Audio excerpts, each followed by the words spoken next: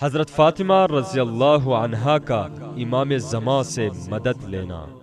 و حضرت مرحوم آیت الله قزوینی تعبیرات عجیبی دارد. یه نکته ظریفش اینه، میگه من شمردم 14 بار حضرت فاطمه در این حادثه یا مهدی گفته حضرت بقیت الله را به مدد طلبیده.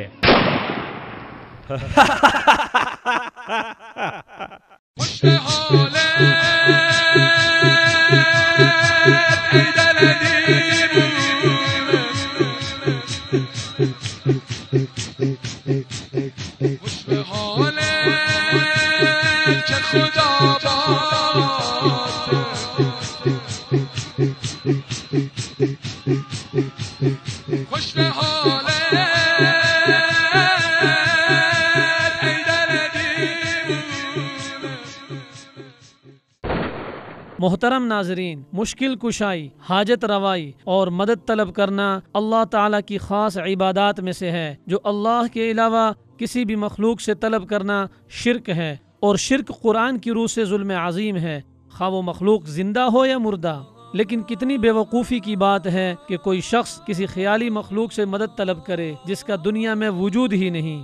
ناظرین کرام، رافضی ذاکر قرآن و حدیث کی تعلیمات کی خلاف ورزی کرتے ہوئے اماموں سے مدد مانگنے کو جائز قرار دیتے ہوئے لوگوں کو اس طرف راغب کرتے ہیں، جیسا کہ مجلسی بحار الانوار جلد 94 صفحہ نمبر 33 میں روایت کرتا ہے، اگر تمہارے سر پر تلوار رکھ دی جائے تو اس مہدی سے مدد مانگو، وہ تمہاری مشکل حل کر دے گا۔ اسی پر بس نہیں، بلکہ اس ناپاک اور غلیظ عقیدے کی بنا پر یہ رافضی ذاکر اس شرکیہ امر کو سیدہ فاطمہ الزہرا رضی اللہ عنہ کی طرف منسوب کر رہا ہے، حالانکہ آپ رضی اللہ عنہ اس سے مبرہ اور پاک ہیں۔ ناظرین، ہم 5 وقت کی نماز میں اللہ تعالیٰ کے ساتھ یہ عہد و پیمان کرتے ہیں، ایاک نعبد و ایاک نستعین، ہم صرف تیری ہی عبادت کرتے ہیں اور تجھ ہی سے مدد مانگتے ہیں۔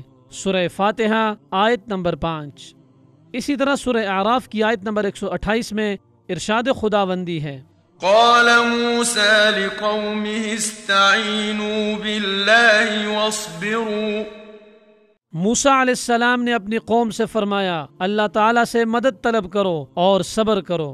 سورہ نمل آیت نمبر 62 میں ارشاد ہے، امن یجیب المضطر اذا دعاه، کون قبول کرتا ہے بے کس کی پکار کو جب وہ پکارتا ہے۔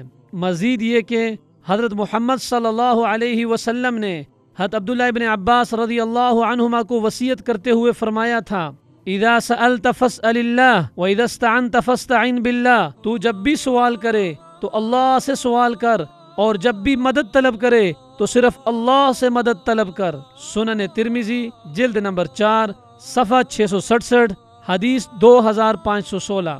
سفینۃ البحار جلد نمبر 1 صفحہ 154، بحار الانوار جلد نمبر 67 صفحہ نمبر 183۔ محترم ناظرین، اب فیصلہ آپ کریں، قرآن و حدیث کو چھوڑ کر کیا آپ اس خرافات برے عقیدے کو ماننے اور تسلیم کرنے کو تیار ہیں؟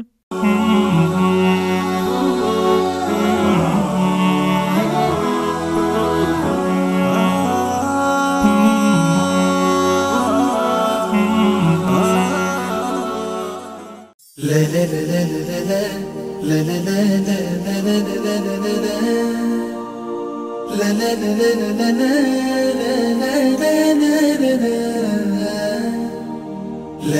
la la la